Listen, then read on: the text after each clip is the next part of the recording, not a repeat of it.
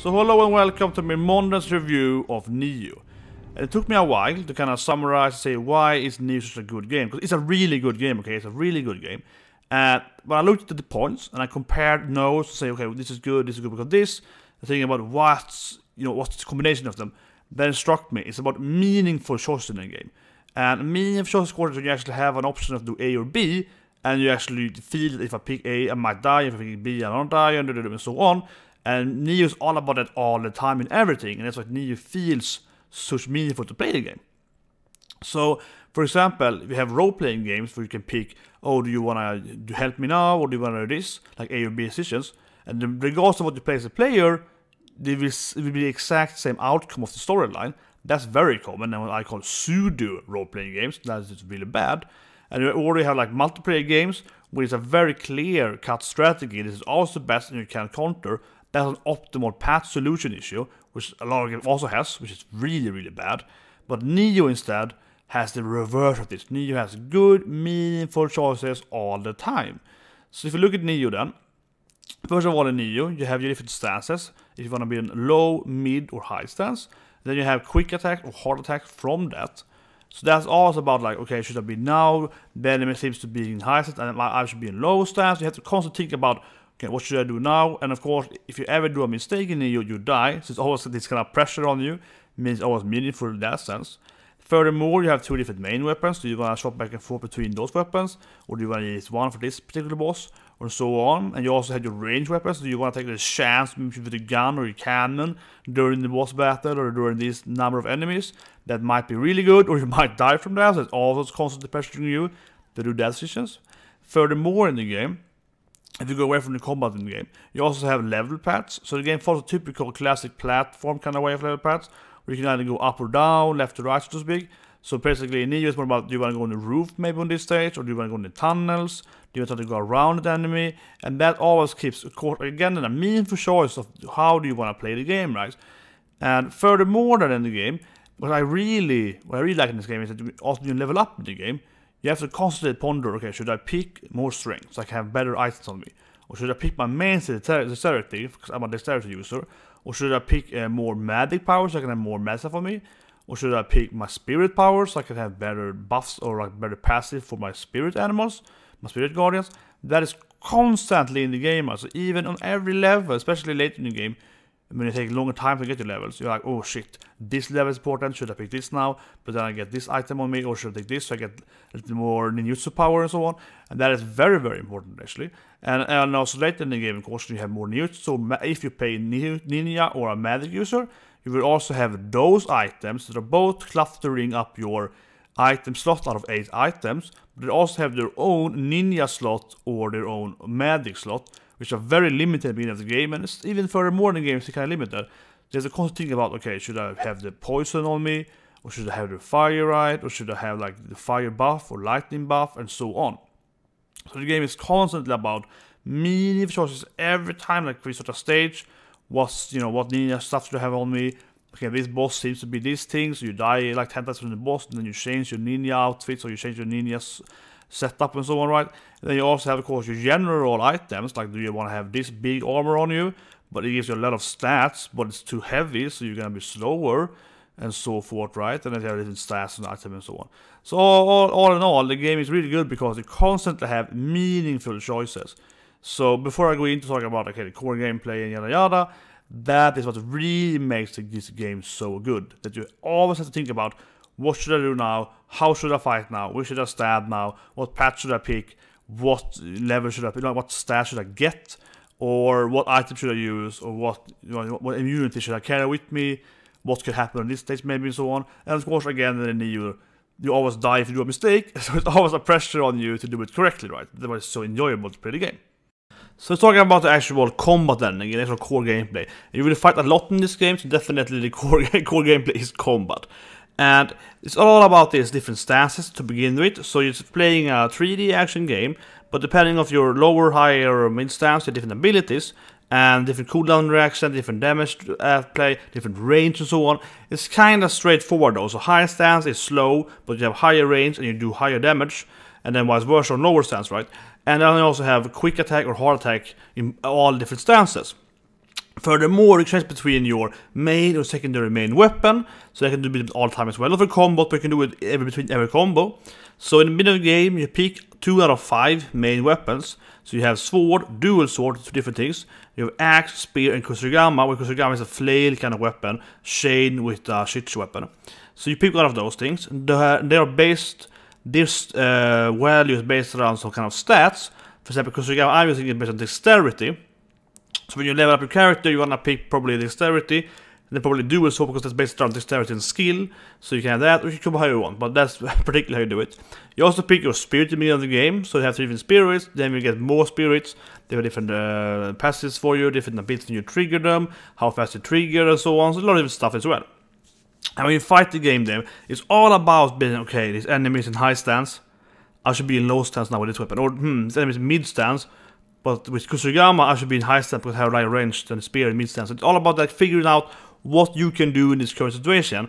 And that's particularly against all the human enemies, skeleton enemies, and kind of some enemies are kind of like humanoid enemies.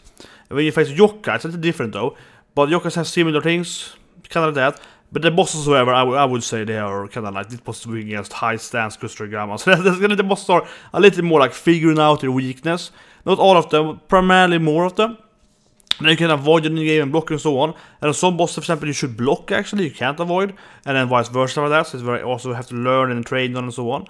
And you have to also be aware then what enemies are doing, what their stance they are in, what their abilities are, how much ki they have.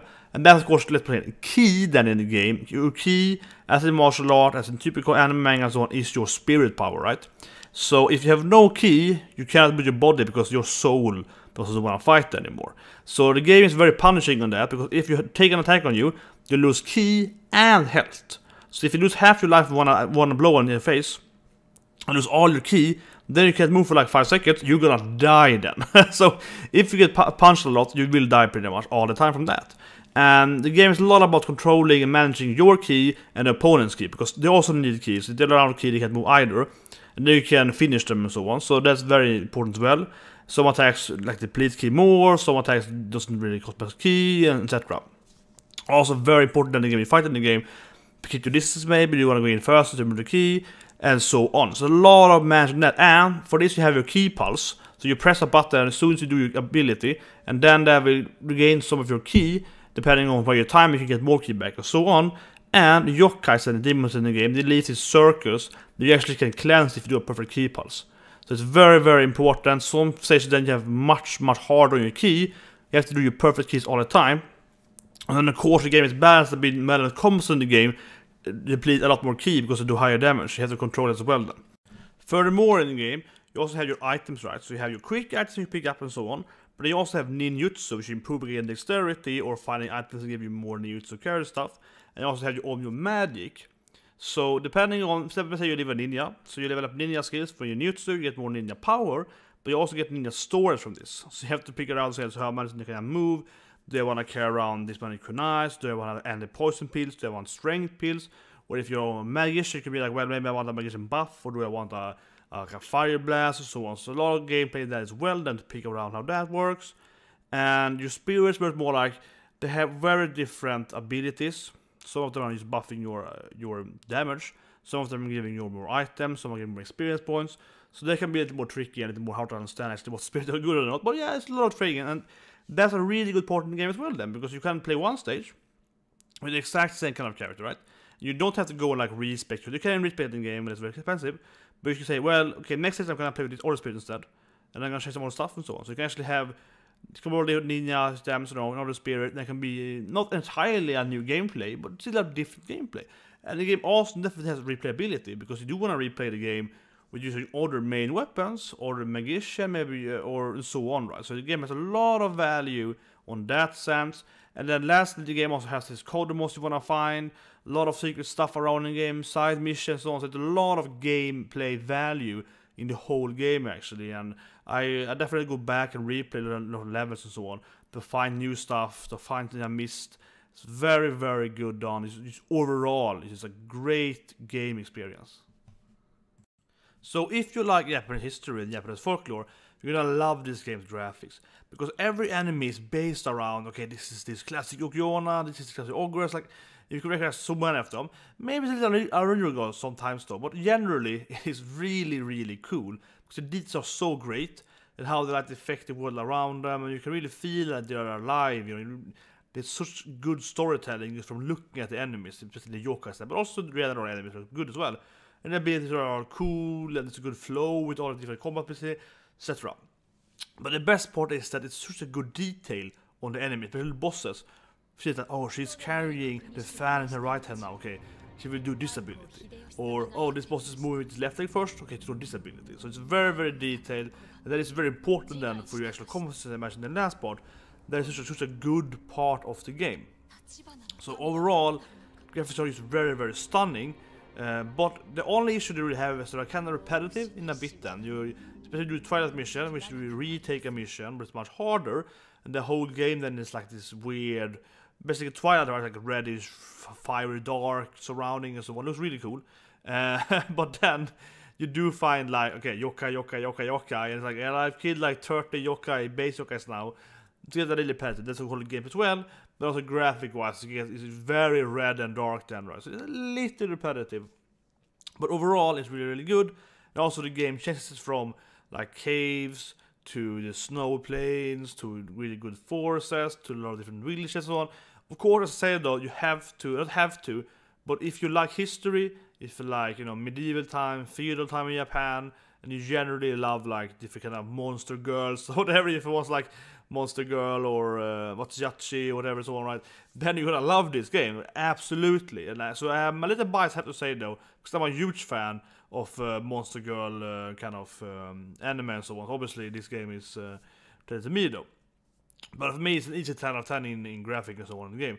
Mainly on the details though. As I mentioned, the details makes the gameplay better and also more demanding. So it's very, very good how they manage to just combine that with like you see an enemy, you can understand her backstory by her movement, or like a painful action and so on. But also then it also tells you how she's gonna attack you. So it's good. It's a good general part how it works. So the story in Nioh, it's just kinda there. It's not the best thing of the game ever. It's absolutely the weakest point of the whole game actually. But sometimes it's pretty good. So it's kinda hard to say the story is just crap, because it isn't. The thing with Nioh is that the main story, the macro story, that is bad. Like the whole, oh, you're gonna go here, then you're gonna fight these guys and so on. Even I, as a person who love history buff, I read a lot of Japanese history, I'm a weebo, and I know this character, this Persians are based on. I can find some laughs in that, how they have these serious moments, and they talk to each other, but sometimes you have this guardian spirit and comments flying around them, and it looks super silly, and there's definitely some humor in it. And the general story that is kind of weird, so on. So, yeah, but it's kind of there. Right? However, though, the detailed story about like the demons, like why someone turned into a demon, why someone become a wheel, like a fire wheel, why someone become this bat guardian, those are all pretty good actually. So in the side stories, you can see that okay, you go to this guy, and blah blah blah, and you get some kind of short like cutscene. You hear this guy like, oh, I don't care who's evil or good, I just wanna be a trickster and then he turns into this kind of bat, a ninja bat, right? So you can then recruit. So those kind of stories are really good, and many of the bosses have some kind of build up where you talk to other dead people, you can read like the other people's souls, right? And if you do that, then you get information about, okay, she is a demon because of this reason, or this man tricked her to betraying her husband, blah blah blah, and then she becomes this vengeful, you know, spirit and so on. So those actually have really good storyline, and I hope if you know the Japanese culture, if you know the Japanese mythology and the Shintoism and so on, and you know this kind of folklore, then many of the enemies have this really good build-up, and you know about them before, of course, and so on. But they have really good build-up on the parts around them, on the enemies around them, on the surroundings around them. So the storyline of the game, the main storyline is pretty bad, which is very, very like, oh, main character loses his best friend / spirit. Wants to get revenge, get her back, lands in Japan, and then Japan history, both with demons and stuff. You know, that story is like, well, whatever. But those extra detail storylines actually are really good. So while the storyline in the game is the worst of the whole game, it's mainly the main storyline then, where the detail storyline actually are pretty good. So here's what it is. I end up giving the game a 9.8 in score. That's a really good score, of course. And the only issues are the use of the game. So first of all, I have to say though, I do ignore the story part of the game. As I mentioned, I do like those like detailed story, and you can understand how someone turned into a yokai, stuff like that, how they become a demon, but the main story is just kind of meh, but it's really matter for the game. So we're ignoring that, I would say. However though, the game is definitely extremely user-unfriendly when it comes to the menus, and that to me is very, very unnecessary. The hardship shouldn't be in understanding, you know, how a menu works, right? That's not a good design spot. So it's not horrible, but it's definitely some issues. For example, you can't sort stuff, you can't sort for your weapons you want, you cannot sort for your particular weapons. Like, I'm gonna use my swords, and you cannot find the swords. So you find 1,000 weapons, and you can't sort for like just those swords. You have to sort for just level the rest, and it's really weird. It's a lot of time, and usually you end up discarding everything that is not a particular level. It's really annoying. And then Blacksmith, he can sort stuff for you in a good way, so the function are there, but not actual like setups when you are out in the village and so on. And that is really, really annoying.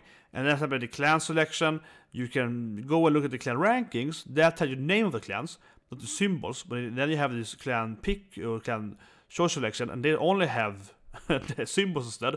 And that is very hard to understand. I'm a history buff. I know pretty much half the symbols. I have problem finding the good clans from that. So it's kind of confusing, right? And there's a lot of that where when you pick the news to stuff, that actually works perfectly fine. It's changed on the same buttons on that. So the users in general are good in the game, and some really good solutions sometimes. But then, you know, yeah, it's usually unfriendliness, but it shouldn't be unfriendly. Like, it's getting very hard. The game should be hard, but it's unnecessarily hard on the UI or on the UX. So that's really annoying. But otherwise, the game is really, really good. And that's the only thing that really bothers me. And also that the story could be better, of course.